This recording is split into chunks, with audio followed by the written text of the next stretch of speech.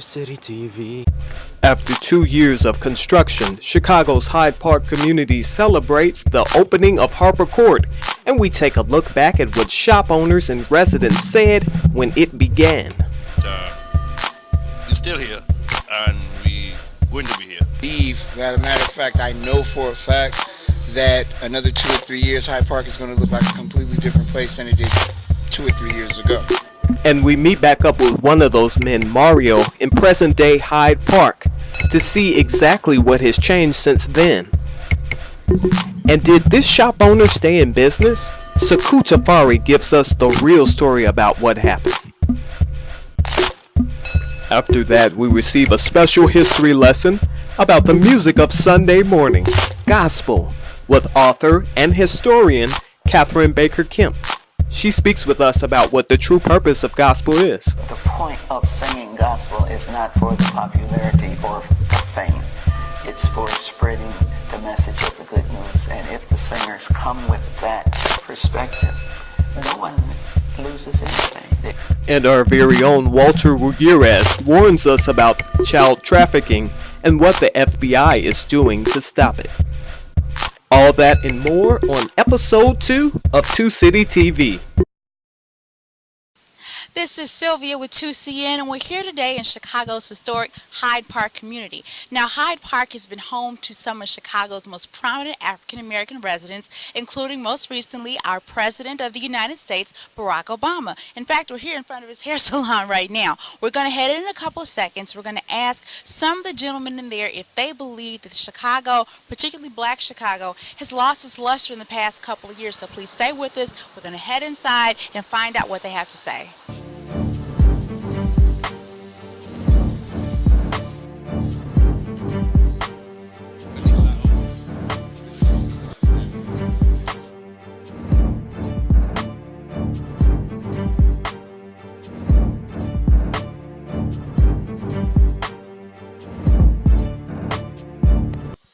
All right, so we're here today with Mario, Chicago radio personality, and he's going to be telling us a little bit about what it is that he sees in Black Chicago today, particularly in Hyde Park.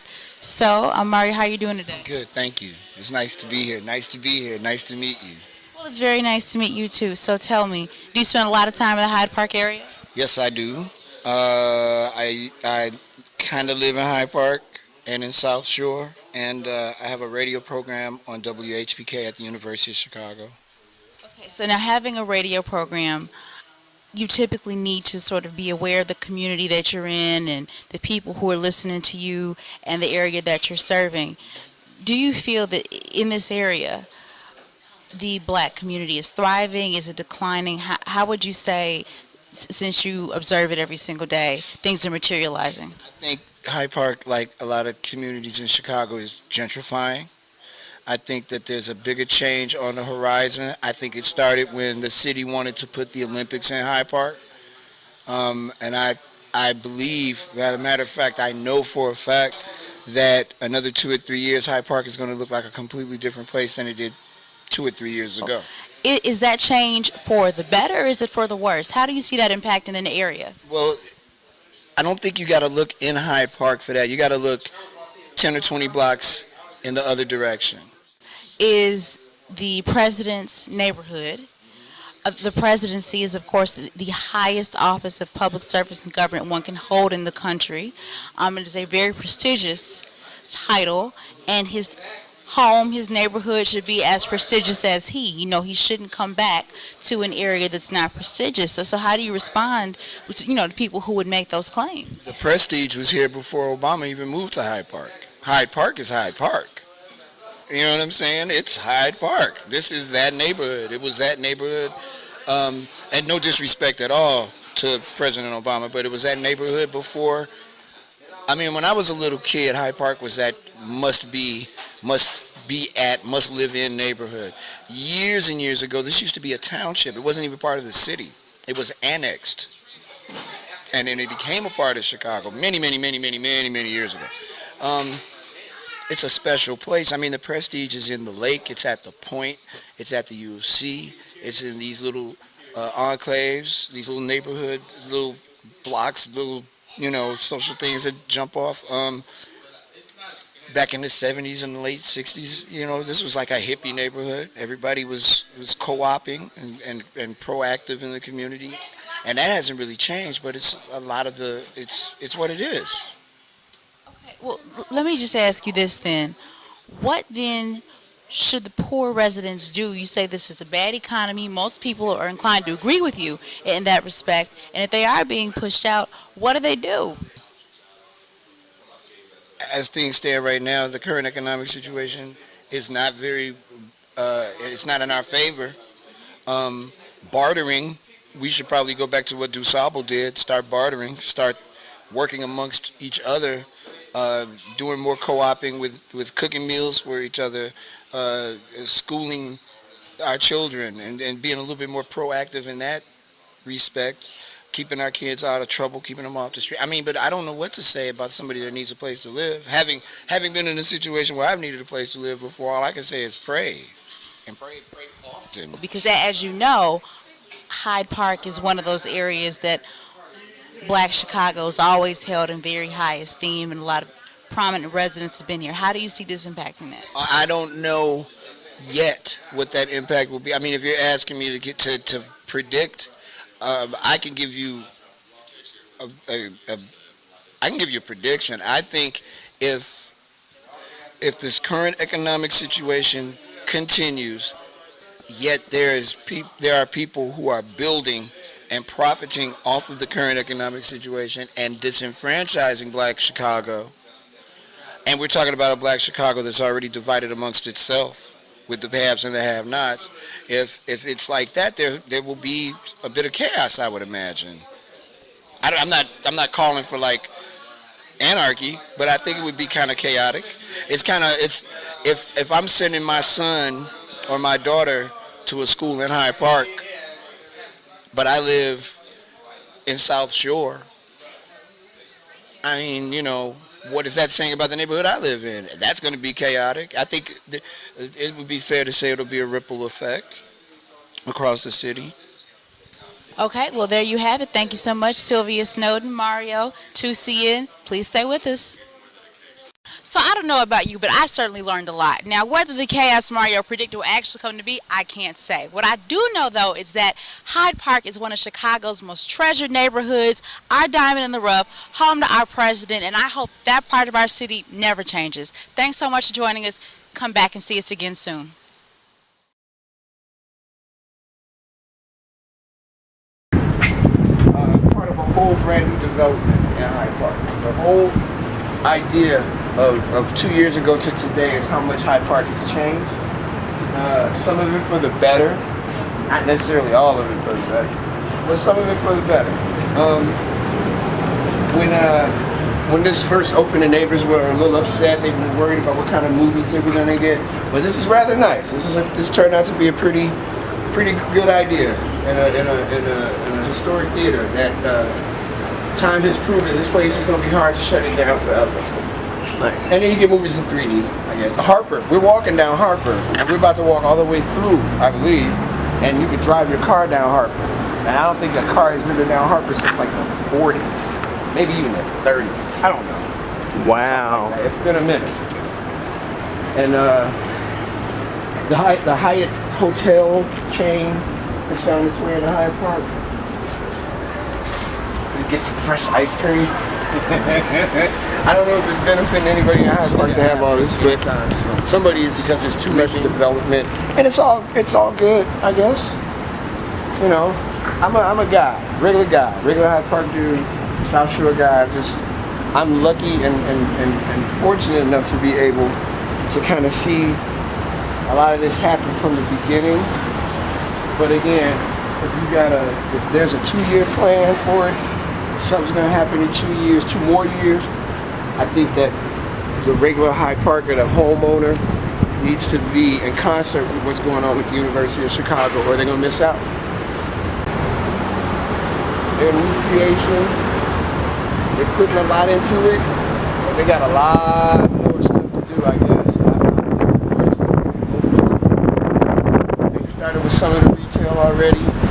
This new hero over here. A lot more places to shop for people decide to let their children go to school at the University of Chicago, because this is really cool. With more restaurants, this hotel, this parking lot. It's a very interesting time to be a Hyde Park. It's a very interesting time to be not only it's an interesting time to be a Chicagoan because politically and socially we're kind of going through it. It's a lot happening, but time is the true. Time is the true. I interviewed him 2 years ago about Absolutely. this project. See? This is Zach Isaacs with 2CN here in Hyde Park at Frontline Books on 52nd and Harper. We did a report about this store's struggles 2 months ago, so I'm back here to get a special update from owner Sekou Tafari. Stay tuned, you'll never believe what has happened in the past 2 months. By the looks of this picture, Hyde Park is going to be a very exciting place to be next year when the construction on Harper Court is finished. But one place might not be around. Frontline Books has lost a lot of business due to construction since last August. We did a story on it 2 months ago, but I wanted to go back and check on the store's owner, Mr. Tafari, to see if things had changed. The customer base, we don't have any walk-in, but the customer base who comes from far and wide across from Chicago and outside of Chicago keep coming to support us to make sure we stay in business. It was not one of the best Christmas, and probably one of the worst ones we had since we've been here. But we're still here, and we're going to be here. But Mr. Tafari knows that things are not going to be normal for another year until construction ends, and the store is struggling to hang on with the lack of parking spaces. But he has a hopeful outlook for the future. We don't have no problems in terms of what is being done. We just saw the way that it's been done, it could have been done better. And in the mere fact that we know that some businesses around the area have been getting assistance from the university in terms of helping them out with the situations. And the university, they put up as a way to kind of soften people, they put up a sign, but the sign is so small and so you could hardly even read it on the corner of 53rd and Harper. It's up in the air. So anybody looking for a park would basically don't be looking up in the air to get a park. You will be looking down on the ground trying to find a park. And this sign is up in the air and it's very fine. It says these businesses are still open during the Harper Court construction, but no one could see that sign. So basically, this is what has been happening. We've been, continuously rallying the troops and so on. And hopefully, we hope that our university will get back to us at some point in time, although I don't think so, because up to now they've been very disrespectful as regards to us. Well, 2 years was rough on our part. However, it was a matter of how we survive. Surviving means we have to keep changing from time to time around the things in the store. We have to keep on changing from time to time. We have to keep on rallying the troops, thanks to people like Salim at WVON, who was able to keep on pushing us on the radio, and people who would continue to let other people know that we were still here and the building wasn't destroyed. And so the word was spread, from time to time. But what really keep us in business, for most part, is that the mere fact that we publish books besides doing retail. We publish books, over 50 to 60 titles we publish over the years, and it sells all over the world. And that was the most important thing, what kept us alive, because we had the publishing business, which are selling to Amazon and to other wholesalers across America. That is what kept us actually be able to survive the onslaught of the Great Wall that the university put up. I also want to say that we know that there are going to be new openings with this new foot traffic that they're going to be developing. They're going to be, the store should see much more progress and more profit margins, and we are thankful for that. But we want to see that the way that the University of Chicago and McHugh dealt with this whole situation of tackiness towards the small business owners, small owners and small retail shops, was very tacky and disrespectful, and caused a lot of our businesses closed because of the survival tactics being implemented could not have been implemented here, and therefore we know that we're going to bring a whole lot of new traffic, but who was able to survive it? Not many of us were able to survive the onslaught of this great fence that was put up here and separated 52nd Street from 53rd Street.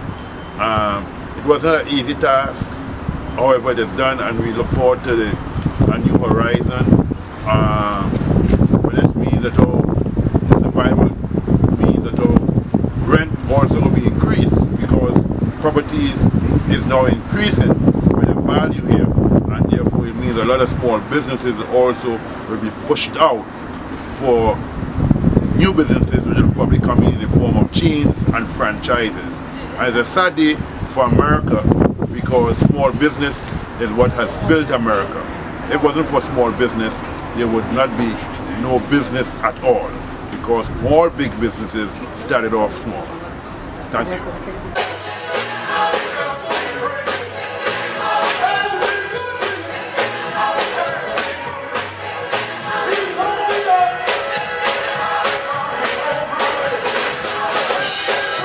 It's the soundtrack of Sunday morning worship services across the country. Gospel music. And in Chicago, there is a woman who is striving to teach people about the rich culture and heritage of one of America's most appreciated art forms. Okay. My name is Kathryn Kemp. I grew up in the city of Chicago. I was born here, went to school here, have lived here basically all of my life. My father was a Baptist minister, so I grew up in church all of my life, and I began my musical career in church by playing the piano for the junior choir at Morning Star Baptist Church, the church where we all started. My father organized the church on the south side, and I played for Morning Star until I went to college. After I returned home from college, I began playing for churches around the city. Chicago has been the mecca of gospel music forever. Professor Dr. Thomas Dorsey began the movement. The first Church of Deliverance with Reverend Cobb was in there just as well. You had powerful singers. Mahalia Jackson was one of those nurtured by Thomas Dorsey, as well as James Cleveland. And then you had Albertina Walker, the Caravans, you had the Pilgrim Soulsters, you had on the west side the Tommies. You had just anywhere in Chicago, any afternoon after you left church, you could go from church to church to church and hear nothing but good gospel. Now, who are some unsung heroes, some people that you know of who've never gotten acclaim on a national scale, but maybe on a local scale? The first person I think of is Dolores Barrett Campbell and the Barrett sisters. Although they are acclaimed somewhat, I don't think they've ever really received the acknowledgement that they deserve. Dr. Eva Jane Purnell, who was one of those honored, had a group that she sung with. Alman Dawson was their musician, and there are two, I think, members of the group that are still alive, the Inspirational Singers. They were on Sid Ordauer in the 60s, but they never received the acclaim of many of the others. There are countless groups around Chicago who sing in churches on a regular basis. Every church has their own unsung hero, because many of us are blessed with beautiful voices that are lifted and anointed. So I can talk about my church, but I can think of many churches that we fellowship with, and there are so many beautiful voices and so many anointed singers that it's hard for me to just put my finger on any one person and say that they should be among them. But Dolores Barrett Campbell I have listened to over the years. the inspirational singers with Eva Jean I have listened to over the years. And there are many church choirs that are just phenomenal.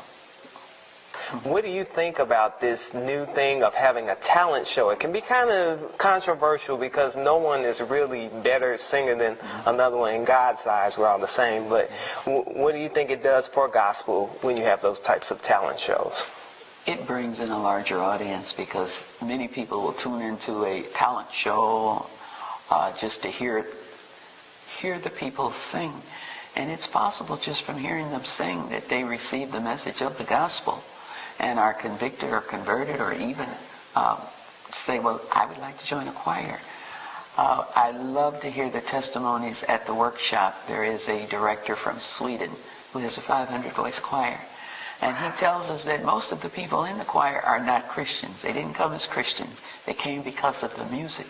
But from the music and from the message, many of them have become converted. We have an awesome Japanese choir that comes over and sings our songs in perfect English. Their director is African American. But to hear them sing, if you did not see them, you would not know they were Japanese. So the Sunday Best and programs of that nature are an opportunity for people around the world to become better acquainted with our music, with the gospel, and with its message. Like all talent shows or all TV shows, there's a possibility that there's some bias in the terms of who's chosen. Yeah. But the point of singing gospel is not for the popularity or the fame. It's for spreading the message of the good news. And if the singers come with that perspective, no one loses anything. They may not get the acclaim of man, but they certainly have it of God. Amen. And the last thought, we have praise teams now. You've talked about smaller groups now. Do you think that it can be a good thing, or can big groups be a good thing as well? I think there's room for both. Okay. God's world is room for everything and everybody. I don't want to see one to the exclusion of the other. I know the praise teams came to bring the younger people into the worship service so that they weren't just spectators, they were more participators, because praise teams are more young people being involved. Yeah. But I don't want anything to be left out of God's program, God's worship service. You can't say anything after that. I'm here with Miss Kathryn Kemp, Minister Kathryn Kemp from Memorial Baptist Church. She's been here for our segment, and I thank you so much for joining me today. Thank you. It was a pleasure. God bless you. Thank To City TV. Operation Cross Country, the FBI's three-day nationwide raid against child sex trafficking, occurred last weekend on July 26. From the 76 cities the mission operated in, 106 children were saved and 152 pimps were arrested. This report was released on July 29, just last Monday. Operation Cross Country is part of the FBI's Innocence Lost national initiative that was formed back in 2003.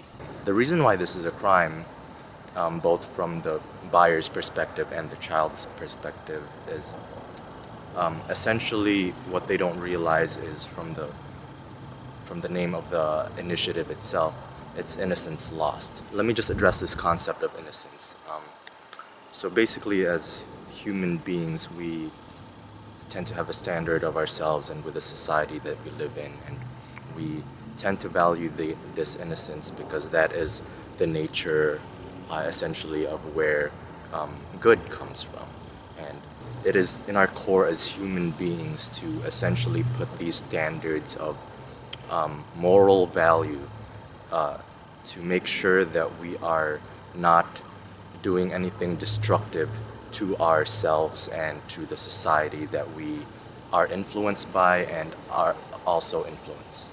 So what's pretty much happening in this issue of sexual child trafficking is that they are destroying this innocence. They're destroying these values, these standards that us as a human species, as a human society, have built up for for generations, so to say. And the reason why I believe this is still an issue today too is because, as the report stated, what these pimps do is they hook the child with a broken home, essentially, by saying, hey, do you want to make money? There's a way to make a lot of money, and only if you do these certain things. And that's unfortunately where it has come down to, I believe, is this value of money that somehow supersedes our value for a good life. And I think that's where we need to keep in mind, that we need to address to our youth and even to anyone who values money so much highly. And I think essentially that's where it boils down to. It's when people, at least on the child's perspective, it's when they end up valuing money more than anything else, when what they should have learned is that there are definitely things way more valuable than money. Now, if you or a friend know anyone who is involved in the sex trafficking business and the child trafficking business, definitely give the FBI a call at 1-800-CALL-FBI. And my name is Walter Ruyeras, reporting for 2 City TV. Thanks for watching, guys.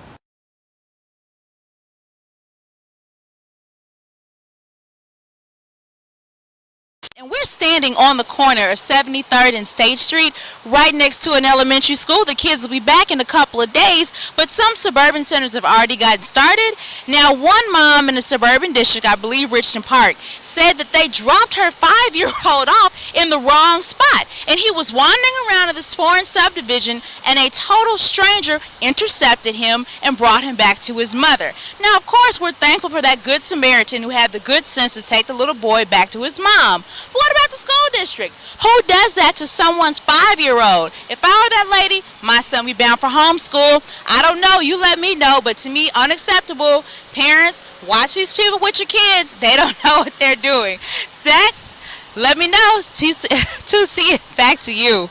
Oh, this sucks. Bank of America has asked its customers to give me a 5, and nobody is willing to put their hand out. Got 5 on it? Well, if you bank with Bank of America beginning next year, you most certainly will have. Bank of America has just announced that they plan on charging $5 for their customers to use debit cards next year. Now, I met earlier with the branch manager to talk about some concerns customers may have about the new fee. He says he understands concerns, and he and everyone else at the bank is doing everything they can to make this as inconvenient.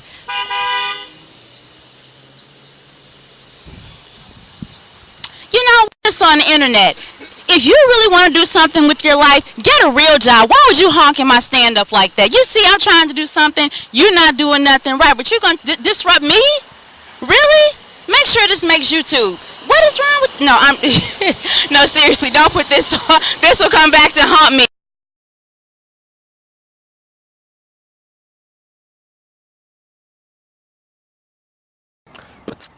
2 City TV.